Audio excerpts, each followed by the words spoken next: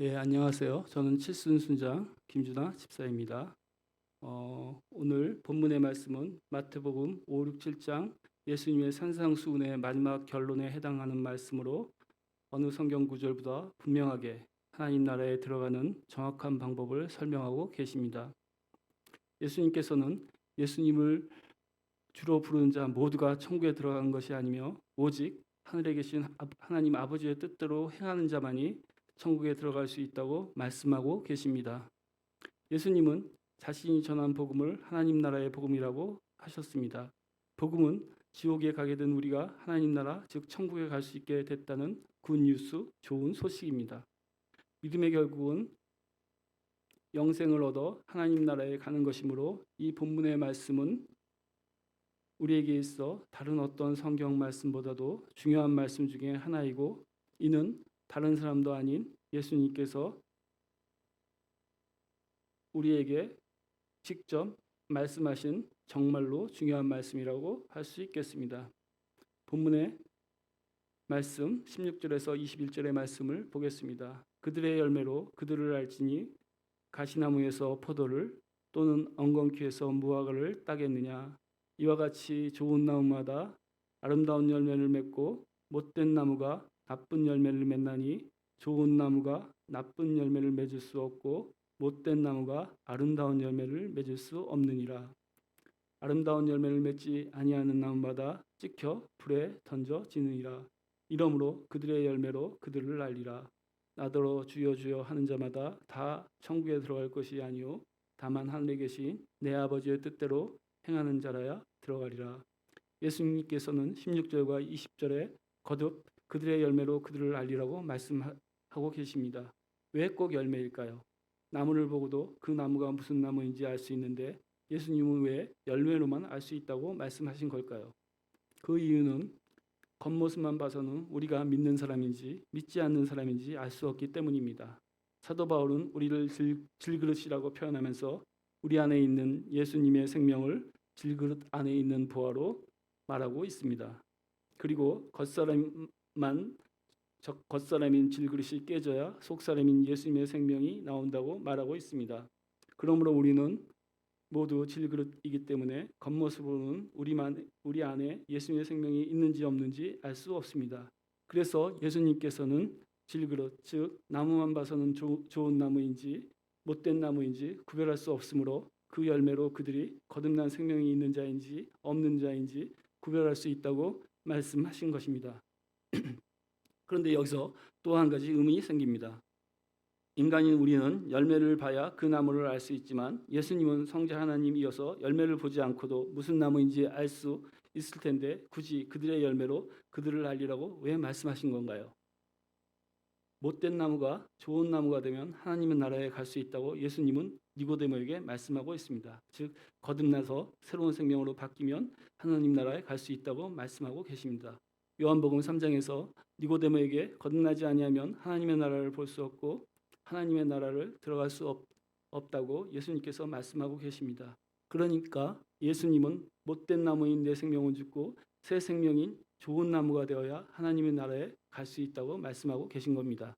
그럼 하나님의 나라는 거듭나면 갈 수 있나요? 아니면 하나님의 뜻대로 행해야 가는 건가요? 예수님은 왜 이렇게 서로 다른 말씀을 하신 걸까요? 아닙니다. 예수님은 같은 말씀을 하신 겁니다. 예수님께서 말씀하신 거듭나는 것과 아버지의 뜻대로 사는 것은 결국 같은 말입니다. 왜냐하면 생명이 바뀌면 생명에 따른 행위가 있어야 하기 때문입니다.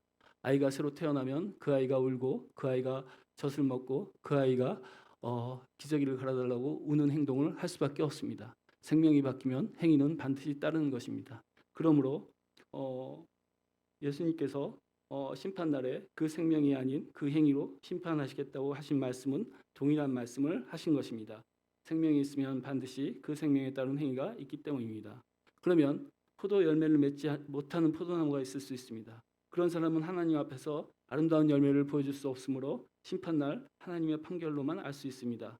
입으로만 거듭났다고 얘기하면서 열매가 없는 사람이라면, 아름다운 열매가 없는 사람이라면 천국에 갈 수 없을 것이고, 실제 거듭났는데 열매가 없는 사람이면 천국에 갈 수 있을 것입니다. 그러나 이 경우에는 매우 일어나기 어려운 일입니다. 왜냐하면 생명은 반드시 행위를 수반하고 있기 때문입니다. 더군다나 이미 죽어서 예수님의 심판대 앞에 서 있으므로 하나님께서 거듭나지 않았다고 판정하시면 돌이킬 기회도 없이 하나님 나라를 갈 수 없습니다. 왜냐하면 살아있는 동안에 예수님을 믿어야 되기 때문입니다. 왜 이런 도박을 하겠습니까? 거듭나서 아버지의 뜻대로 살면 하느님의 나라를 갈 수 있는데 말입니다. 그러면 열매, 특히 아름다운 열매는 무엇일까요? 이는 쉽게 알 수 있습니다. 19절에 아름다운 열매를 맺지 않는 자는 지옥에 갈 것이라고 말씀하시면서 21절에는 하늘에 계신 내 아버지의 뜻대로 행하지 않는 자는 지옥에 갈 것이라고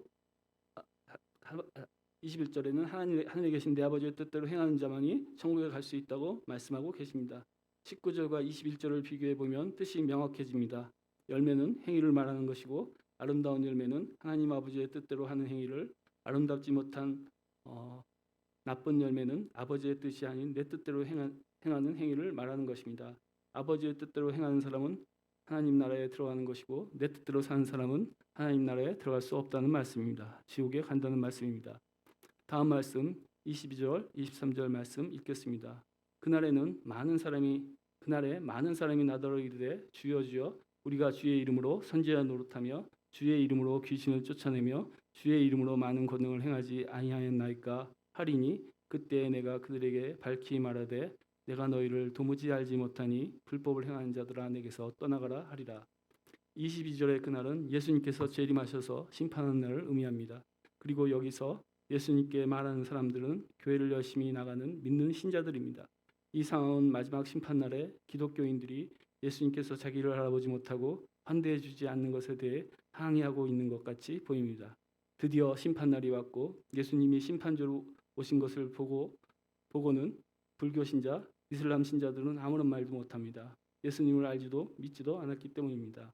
그런데 교회를 열심히 다니고 그뿐 아니라 예수님을 위해 열심히 선지자 노릇해서 말씀을 열심히 전했고 오늘 저같이 순장이라고 단위에 올라와서 복음의 말씀을 전했는데도 예수님께서는 그런 사람을 외면하셨고 또한 능력으로 귀신을 쫓아내고 많은 권능, 기적을 행했는데 또 예수님께서는 도무지 알지 못한다고 하시면서 불법을 행하는 자, 하나님의 법, 하나님의 기준이 없는 자라고 비난하시면서 내게서 떠나가라고 말씀하고 계십니다. 즉 천국에는 들어가지 못한다는 말씀입니다. 얼마나 기가 막힌 상황입니까? 주일 성수한다고 남들 놀러 갈 때도 매주 예배에 참석했고 수십 년 동안 새벽 예배를 빠진 적도 없고 청소사역, 주차사역, 구제사역 열심히 하나님의 일을 해왔고 더군다나 귀신 쫓아내고 병 고치는 많은 기적을 행하였는데 그리고 얼마나 믿음이 좋다고 얼마나 사역을 열심히 한다고 칭찬받고 대접받았던 내가 정작 심판날에 예수님께 외면당하면서 지옥에 가게 생겼으니 얼마나 어처구니 없고 황당한 일입니까? 그리고 심판날에 이런 일이 생겼으니 다시 돌이킬 수도 없습니다. 꼼짝없이 지옥에 가게 생겼습니다. 도대체 이런 일이 왜 생기게 된 것일까요? 우선 본문의 말씀에 따르면 주의 이름으로 선지자 노릇한 것, 귀신 쫓아낸 것, 많은 권능, 즉 기적을 행한 것이 하늘에 계신 아버지의 뜻대로 행한 것이 아닌 나쁜 행위, 나쁜 열매라는 것입니다. 이것이 아름다운 열매가 왜 되지 못할까요? 누가복음 17장 7절에서 9절 말씀입니다. 너희 중 누구에게 밭을 갈거나 양을 치거나 하는 종이 있어 밭에서 돌아오면 그더러 곧 와 앉아서 먹으라 말할 자가 있느냐? 도리어 그더러 내 먹을 것을 준비하고 띠를 띠고 내가 먹고 마시는 동안에 수종 들고 너는 그 후에 먹고 마시라 하지 않겠느냐? 명한대로 하였다고 종에게 감사하겠느냐? 이와 같이 너희도 명령받은 것을 다 행한 후에 이르기를 우리는 무익한 종이라 우리가 하여야 할 일을 한 것뿐이라 할지니라. 예수님께서 제자들에게 하신 말씀입니다. 예수님의 생명으로 거듭난 사람들은 삼위 하나님의 뜻대로 행하는 삼위 하나님이 주인인 사람이므로 우리는 하나님의 종입니다. 여기에서 예수님은 종은 주인에게 명령받은 것을 다 행한 후에 우리는 무익한 종이며 우리가 하여야 할 일을 한 것뿐이라 대답하라고 가르쳐 주십니다. 위에 언급한 예수님의 이름으로 말씀 사역자로 그리고 귀신을 쫓아내는 일로 또 많은 치유 등의 기적을 행한 사람은 자신을 무익한 종이라고 얘기하기는커녕 위에 많은 일들을 자기가 했다고 내세우며 자기가 영광받기 위하여 자기 뜻대로 행한 일임을 스스로 드러내고 있기 때문에 아름답지 못한 열매, 나쁜 열매 맺는 자로 하나님 나라에 들어갈 수 없는 것입니다. 그러면 예수님의 생명도 없는 믿지 않는 사람들이 어떻게 귀신을 쫓아내고 치유 등의 많은 권능, 기적을 행하게 된 것일까요? 사도행전 3장 6절 베드로가 이르되 은과 금은 내게 없거니와 내게 있는 이것을 내게 주노니 나사렛 예수 그리스도의 이름으로 일어나 걸으라 한 말씀과 누가복음 10장 17절 70인이 기뻐하며 돌아와 이르되 주여 주의 이름이면 귀신들도 우리에게 항복하다이다 라고 말씀하고 있습니다. 이 두 구절의 말씀은 그런 기적은 예수님의 이름 때문에 성령께서 행한 것임을 명백히 말씀하고 계십니다. 또한 22, 23절의 말씀에서 알 수 있는 것은 은사를 받은 사람들이 모두 거듭난 사람은 아니며 은사로 구원받는 것이 아니란 것입니다. 내가 귀신을 쫓아내고 기도로 병을 고칠 수 있는 것은 성령이 하신 것이고 성령님은 믿는 사람이나 믿지 않는 사람 어떤 사람을 통해서도 자신의 능력을 나타낼 수 있으신 분이기 때문입니다. 아울러 위의 말씀은 사역으로 구원받는 것이 아님을 말씀하고 있습니다. 아무리 열심히 교회에서 사역하고 아무리 열심히 예배에 몇십 년을 참석한다고 해서 구원받는 것이 아닙니다. 우리는 오직 믿음으로 구원받는 것이며 이 믿음은 제사함을 받는 회개, 예수님의 십자가와 부활을 믿는 믿음으로만 이루어집니다. 사역으로 거듭나는 것이 아니기 때문입니다. 마지막으로 저는 하늘에 계신 아버지의 뜻대로 행해야 하나님 나라에 갈 수 있다고 말씀하셨는데 어떻게 아버지의 뜻대로 살 수 있는지에 대해 상세히 말씀드리고자 합니다. 우선 말씀드리고 싶은 것은 이 땅에서 철저히 모든 삶을 하늘에 계신 아버지의 뜻대로 사신 분이 있습니다. 바로 예수님입니다. 예수님은 평생 하나님께서 말하라고 하신 것과 하라고 하신 일을 하시면서 자신의 원대로가 아닌 아버지의 원대로 아버지의 뜻대로 사신 분입니다. 예수님은 새로운 신인류셨습니다. 예수님은 우리와 다른 생명을 가지신 분이었습니다. 우리는 하나님이 주신 가늠하지 말라는 십계명을 마음속으로까지는 지킬 수 없으며 절대 내게 잘못한 악인을 선대하거나 원수를 사랑할 수 없습니다. 우리의 본성 때문입니다. 이는 마치 사람 보고 물속에서 살라고 하는 것과 같습니다. 우리의 본성을 거스리는 것은 불가능한 일입니다. 그런데 왜 예수님은 불가능한 일인 줄 아시면서 우리 보고 아버지의 뜻대로 살라고 하셨을까요? 그렇게 살 수 있기 때문입니다. 예수님의 생명이 내 생명이 되면 가능하기 때문입니다. 생명이 바뀌면 생명에 따른 본성과 본능도 바뀌게 됩니다. 예수님의 생명이 내 새 생명이 되었으므로 나는 오직 아버지의 뜻대로만 사는 것이 내 본성이 되었습니다. 내 옛 생명은 내 뜻대로 내가 주인 되어 사는 것이 내 본성이었습니다. 이제 나는 생명이 바뀌었으므로 아버지의 뜻대로 사는 것이 너무 쉬운 사람이 되었습니다. 예수님처럼 노력하지 않아도 저절로 원수를 사랑하고 악인을 선대하는 것이 쉽게 저절로 이루어지는 사람이 되었습니다. 이제 나는 하나님의 나라를 들어가는 것이 확정적입니다. 왜냐하면 아버지의 뜻대로 사는 것이 본능이어서 너무 쉬운 일이 되었기 때문입니다. 그런데 여기서 문제가 발생합니다. 내가 미워하고 싫어하는 사람을 만났는데 그를 용납하고 사랑하기는커녕 옛날처럼 미운 감정이 생기고 거친 말과 거친 행동을 하게 되는 것입니다. 거듭나서 생명이 바뀌었는데 마음과 생각은 옛날하고 똑같은 것입니다. 아내에게 잘해주고 사랑해주고 싶은데 막상 아내를 보면 이전처럼 믿고 싫어지니 잘해줄 수가 없습니다. 회사나 직장에 가서도 여전히 똑같이 화내고 똑같이 비난하고 판단하고 사는 내 자신을 발견하게 됩니다. 왜 나는 거듭났는데 예수님의 새 생명이 전혀 나타나지 않는 삶을 살게 되는 것일까요? 그 이유는 내 옛생명 때문입니다.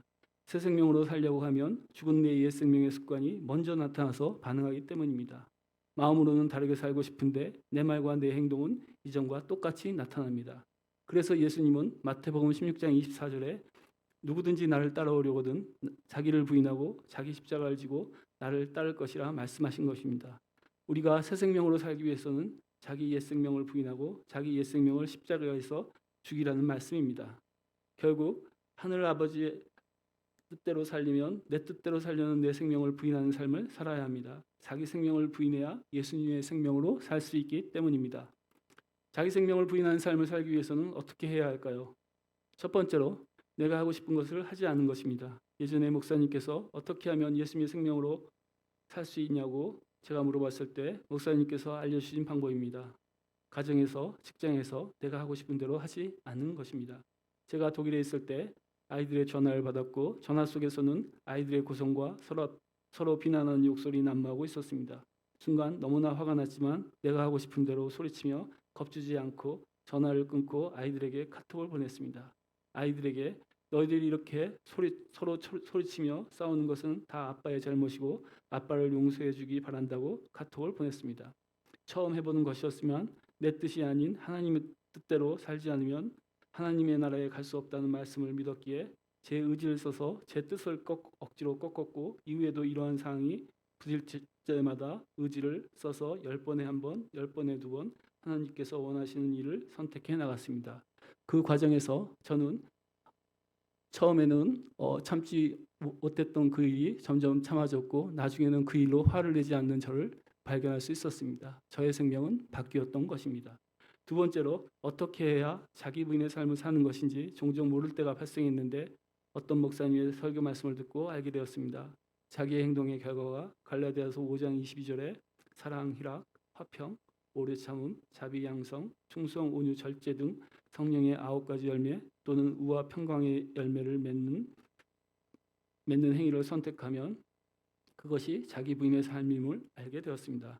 예컨대 아내가 싫어하는데 새벽 예배를 가야 할까요? 가지 말아야 할까요? 가지 않아야 합니다. 아내와의 화평이 이루어지기 때문입니다. 아이가 교회에 오지 않겠다고 하는데 윽박질러서 데리고 와야 할까요? 아닙니다. 두 가지 경우 모두 아이 메시지로 부드럽게 설득할 수는 있지만 강제적으로 하지 않고 아내와 화평을 이루는 선택을 하는 것이 자기 부인의 삶을 사는 것입니다. 하나님도 우리의 자유의지를 꺾지 않으시기 때문입니다. 세 번째로 이전에 제가 남에게 잘못한 것이 생각나면 즉시 그리고 주저함 없이 그 사람에게 전화를 하거나 메일 또는 카톡으로 지난날 제가 그 사람에게 잘못했던 것을 사과했습니다. 아이들에게는 가정예배 때 직접 사과했고 어머님 장례식 때 어머님으로 인해 싸우고 사이가 틀어진 이복 형들과 누나들에게 직접 사과를 하고 화해하였고 이전에 내가 회사에서 서로 싸웠던 사람들에게도 생각날 때마다 메일이나 카톡으로 일일이 사과하였습니다. 사실 이렇게 사람들에게 일일이 사과하는 것이 가장 어려웠습니다. 이전 같으면 안 보고 말지 무슨 사과를 해 하는 생각으로 살았는데 마태복음 5장 23절에서 24절의 말씀처럼 예물을 제단에 드리려다가 내 형제에게 원망 들을 만한 일이 생각나거든 먼저 형제와 화목하고 그 후에 와서 예물을 드리라는 말씀이 생각나서 정말 하기 어려웠고 하기 싫었지만 일일이 사과하게 되었습니다. 다른 사람에게 사과하는 것은 생각났을 때 즉시 주저하지 않고 해야지 하루 이틀을 미루게 되면 점점 더 부담이 커서 사과하기 어렵기 때문에 생각나는 즉시 사과를 했습니다.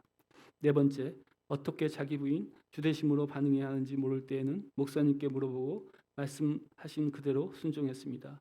독일에 있을 때 의무 소방관이었던 큰아이가 후임병과 다투는 과정에서 후임병을 때린 일이 있었고 목사님께서는 그 후임병의 아버님에게 계속 전화를 걸어 잘 합의하라고 하시면서 그쪽에서 요구하는 합의금을 많이 주면 많이 줄수록 아이에게 좋다고 말씀하셔서 저는 열흘 정도 매일 그 아버님과 전화하였고 그쪽에서 원하는 대로 다 합의금을 지불한 적이 있었습니다.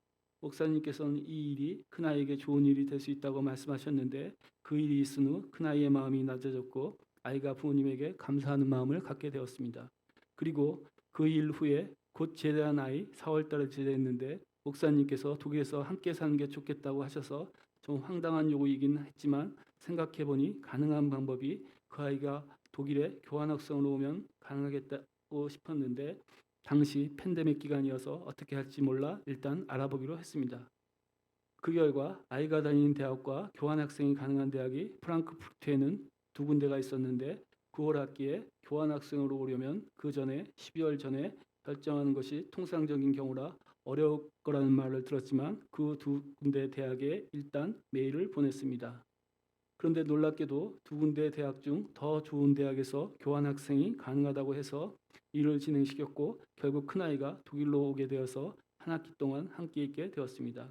처음에 교환학생이 가능한 이유가 하나도 없었는데 절차나 조건이 술술 이루어지는 것을 보고 이 일은 하나님께서 길을 열어주신 것임을 알게 되었습니다. 독일에 있는 대학이지만 아이가 독어로 하는 수업에는 참여할 수 없어 영어로 수업하는 그런 대학이어야 하는데 그 대학은 영어로 수업하는 대학이었고 또한 아이가 수강한 대학 과목을 아이가 다니는 한국 대학에서 학점을 인정해 줘야 하는데 또한 학점 인정도 되었던 것입니다. 그리고 이렇게 모든 절차를 하나님께서 열어주셔서 아이는 교환학생으로 오게 되어 저랑 살 수 있게 되었습니다. 사실 큰아이는 저한테 엄청난 압박을 받고 자란 아이여서 아빠에 대한 두려움, 무서움이 있었습니다. 저는 큰아이가 반드시 가장 좋은 대학을 가야 하고 꼭 그렇게 하리라고 작정하고 공부를 잘하라고 엄청나게 압박을 했습니다. 첫해 좋은 성적이 나오지 않자 재수하라고 했고 재수해도 안 되자 삼수하라고 했으며 심지어는 삼수 후 대학 들어간 아이에게 반수를 하게 해서 아이와 저 사이에는 큰 벽이 있었습니다. 아이도 아빠의 기대에 부응하지 못한 미안한 마음을 제게 갖고 있었고 저도 그렇게 공부했으면서 제가 원하는 대학을 가지 못한 제 기대를 저버린 아이에 대해 마음을 열지 못하고 있었습니다. 저는 그 아이가 대입을 공부하던 4년 가까이 시간 동안에 그 아이의 대학 수준을 가장 좋은 대학에서 그 다음 수준인 인류대학 그리고 더 낮은 수준의 대학으로 점점 낮춰가면서 아이에 대한 좌절감이 점점 커져가고 있었습니다. 도대체 내가 얼마나 기대 수준을 낮춰야 아이가 대학에 들어갈 수 있는지 알 수 없었기 때문입니다. 그래서 목사님께서는 큰아이가 회복하기 위해서는 아버지인 저와 친밀하게 지내는 것이 좋겠다고 독일에서 저와 살라고 말씀하신 것이고 신기하게도 모든 일들이 순조롭게 풀려서 아이가 독일에서 살 수 있었던 것입니다. 다행히 독일에서의 학비도 비싸긴 했지만 회사에서 지원해 주었고 아이가 있는 동안에 크게 친밀해지진 않았지만 아이가 저를 더 이상 무서워하지는 않게 되었고 있는 동안에는 복음도 함께 공부하기도 했습니다. 그리고 목사님께서 큰아이가 독일에서 공부하게 된 것이 마치 사도 바울이 유라굴로 강풍으로 인해 로마에 더욱더 빨리 가게 된 것처럼 아이의 인생에 지름길이 될 것이라고 말씀하셨는데 정말로 독일에서 한 학기 동안에 하루 종일 영어로 수업을 듣고 토론하는 등 하루 종일 영어를 쓰고 시험도 오픈북으로 줄을 짜서 토론 결과를 답안지로 제출하는 등 집중적으로 영어를 사용하게 되었고 그룹 스터디를 통해 아이가 다른 외국 학생들보다 훨씬 더 토론을 잘하고 과제를 잘 리드하면서 삼수하면서 낮아졌던 공부에 대한 자신감도 회복되어서 한국에 와서는 영어를 굉장히 잘한다는 소리를 듣게 되었고 공부도 자신감이 회복되어 더욱더 좋은 학점을 받게 되었을 뿐 아니라 당초 3과목 정도가 아이의 대학에서 학점으로 인정받을 수 있을 거라고 예상했는데 독일에서 공부한 모든 과목의 학점이 한국에서 그대로 인정받게 되었습니다. 목사님 말씀대로 독일에서의 한 학기가 정말로 아이에게는 지름길이 되었습니다. 그래서 저는 이 일을 통해 그의 나라와 그의 일을 구하면 내가 그의 나라와 그의 일을 구하면 이 모든 것을 더하시려는 하나님의 말씀을 믿게 되었습니다. 하나님께서 원하시는 일을 하면 하나님께서 모든 길을 여시며 하나님의 말씀대로 저는 자기 분의 삶을 살려 하고 맡겨진 분들에게 성경 공부를 통해 복음을 전한 것뿐인데 하나님께서 우리 아이의 삶 가운데 관여하셔서 아이가 한국으로 돌아온 후에 저는 독일에서 아무것도 한 것이 없는데 하나님께서 약속대로 이 모든 것을 더하시는 역사 아이에게 축복을 더하시는 역사를 보게 되어 하나님께서는 우리 아버지의 뜻대로 살면 하나님은 이 모든 것을 더하시는 하나님의 일을 하신다는 것을 확실하게 보고 알게 되었습니다. 5번째로 자기 부인을 하기 위해서는 말씀을 성경대로 믿고 지켰습니다. 그래서 저는 제게 아무리 도움이 된다 하더라도 거짓말을 하지 않으려고 했습니다. 직장에서도 거짓말할 수 없기에 이전에는 동료나 타부서의 책임을 거론하면서 제 책임을 피하려는 거짓말도 종종 했지만 절대로 거짓말하지 않겠다고 생각해서 그대로 제가 잘못했음을 시인했습니다. 그런데 그렇게 거짓말하지 않는 내 삶을 하나님께서는 지켜주시는 경험을 제가 하게 되었습니다. 작년에 부산시에서 세계 박람회 엑스포를 유치하려고 했고 정부에서도 적극적으로 유치를 위해 발벗고 뛰기 시작했습니다. 기업들에게도 유치를 도와달라고 해서 한국의 삼성, LG 등 대그룹들도 적극적으로 나서기 시작했고 저희 그룹에서도 적극적으로 활동을 하게 되었습니다. 엑스포 유치 결정은 파리 주재 각국 대사들에게 투표권이 있었고 저희 그룹에 할당된 국가들의 파리 주재 대사들을 만나 유치 활동을 하는 것이 제 임무였습니다. 파리에 시사가 없던 저희 회사에서 인근 프랑크푸르트에 주재해 있던 저에게 그 임무가 할당되었고 저희 부회장님께서 출장 중 파리에 들리셨을 때 아프리카 몇 개국 대사와 함께 식사하면서 한국 유치를 권유하도록 어레인지하는 것이 저의 임무였습니다. 그래서 상가국의 대사님들과 접촉해서 어떻게 식사 어레인지를 할 수 있었는데 처음부터 상개국 대사님이 함께 저희 부회장님과 식사하신다고 하면 대사님들이 거절하실 것 같아 처음에는 각각 단독으로 식사하는 것으로 얘기하고 이후에 같이 식사하는 것을 양해받으려 했는데 파리 주재 한국 대사관에 물어보니 그렇게 하는 것이 외교적 결례라고 해서 할 수 없이 각각의 대사님들과 부회장님이 전날 저녁, 이튿날 점심 등으로 두세 번 식사 장소에 참석하시게 되셔서 할 수 없이 제가 잘못 어레인지해서 부회장님께 불편을 끼쳐드렸다고 솔직하게 사정을 적어서 메일로 보냈습니다.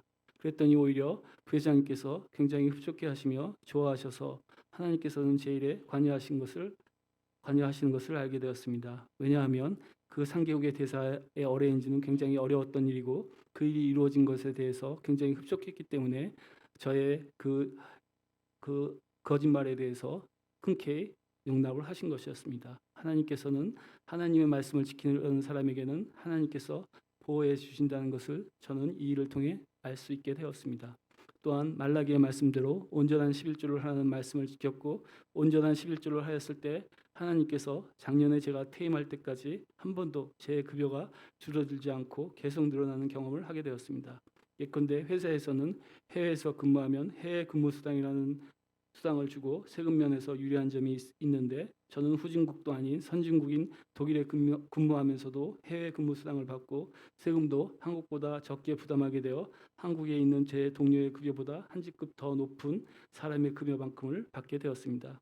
그래서 이 일을 통해서 하나님께서는 재물에 대한 축복도 주시는데 이는 나에게 주시는 것이지만 하나님께서 원하시는 곳에 쓰라는 것임을 알려주었습니다. 하나님은 내게 재물을 주셔서 하나님이 원하시는 곳에 재물을 흘러가게 하시는데 통로던 제가 재물은 흘려보내지 않고 그것을 내가 갖게 되면 저에게 재물의 축복을 주실 수 없습니다. 그러므로 하나님께 받고 싶으면 먼저 흘려보내야 합니다.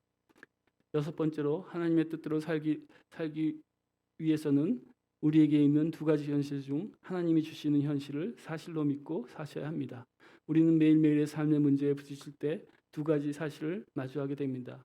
예컨대 제게 불치병이 생겼을 때 그 병에 대해 보이고 들리고 판단하게 되는 현실과 그 병을 고칠 수 있을까 하는 그 병으로 인한 근심, 죽음에 대한 불안, 그 병에 대한 치료 비용, 치료 병원과 의사는 찾을 수 있을까, 만약 잘못되면 정말 죽는 것인가 등등의 눈에 보이고 귀로 들리는 대로의 사실이 하나 있고 이사야 53장의 말씀처럼 그가 채찍에 맞음으로 우리가 나음을 입었다는 말씀에 의지해서 하나님께서 고쳐주신다는 또 다른 사실 등 두 개의 사실을 마주하게 됩니다. 우리는 성경대로 믿고 성경대로 행해야 합니다. 그 병에 대한 세상의 판단, 세상 경험을 사실로 보지 않고 보이지 않는 하나님의 말씀을 사실로 인정해야 합니다. 그러면 병에 대한 걱정, 근심, 불안이 더 이상 내 것이 아님을 알게 됩니다. 왜냐하면 그렇게 살던 내 옛사람은 죽었기 때문입니다. 아이들의 대학 입학 문제 때문에, 내 직장에서의 퇴직 때문에, 또 내 노후의 걱정 때문에, 병 때문에 근심하고 불안해하던 그 옛사람 이미 죽었음을 인정하면 됩니다. 그러니 그런 불안, 걱정, 근심이 내게 와도 이미 그 사람 죽었다고 하나님이 주시는 소망과 희망의 말씀을 사실로 붙드시고 믿으시면 걱정, 근심이 내게 없어지는 것을 제가 보게 되었습니다. 제가 작년에 퇴직하게 되었을 때 그런 일들이 생겼습니다. 이 나이에 벌써 퇴직하면 뭘 할 건데, 그리고 노후에 대해 어떻게 할 건데, 아이들을 결혼시키는데도 큰 돈이 들 텐데, 그리고 매일매일 일어나면 뭘 할 건데 라는 끊임없는 생각, 불안하고 걱정되는 마음이 제게 계속 들어올 때마다 저는 모두 그렇게 걱정하던 나는 더 이상 존재하지 않는다고 다 그 생각, 그 마음을 물리쳐 버렸습니다.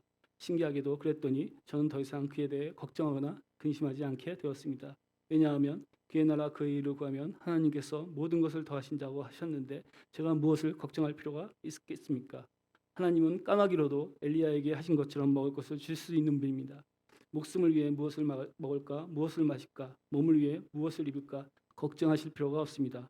하나님께서 우리에게 먹을 것과 입을 것이 필요하다는 사실을 잘 알고 계시고 모든 것을 더하실 것입니다. 저는 한평생 왜 하나님은 내게 나타나지 않는지, 내 삶에는 예수님을 통한 평강과 평안이 주어지지 않는지에 대해서 항상 생각해 왔습니다. 왜 목사님에게 있는 하나님의 임재, 왜 선교사님들에게 있는 평강, 평안, 하나님의 도우심을 나는 느낄 수 없는지 항상 답답하게 생각해 왔습니다. 그 이유는 내가 아버지의 뜻대로 사는 삶, 예수님이 우리에게 주신 부활한 내 새 생명으로 살지 않았기 때문입니다. 즉 자기 부인의 삶을 살지 않았기 때문입니다. 죄성을 가지고 죄를 짓고 사는 사람은 하나님을 마주하지도 만날 수도 없습니다. 그러므로 내 옛 생명으로 내 뜻대로 사는 사람은 하나님을 만날 수 없고 하나님도 역사하실 수 없습니다. 오직 새 생명으로 그 생명의 본성대로 아버지의 뜻대로 살 때 내 옛 생명의 본성을 버릴 때야만 하나님의 임재, 하나님의 역사하심, 하나님의 도우심을 내 삶의 모든 영역에서, 가정에서, 직장에서 볼 수 있었던 것입니다. 오늘 저의 모든 말씀을 끝까지 들어주셔서 감사합니다.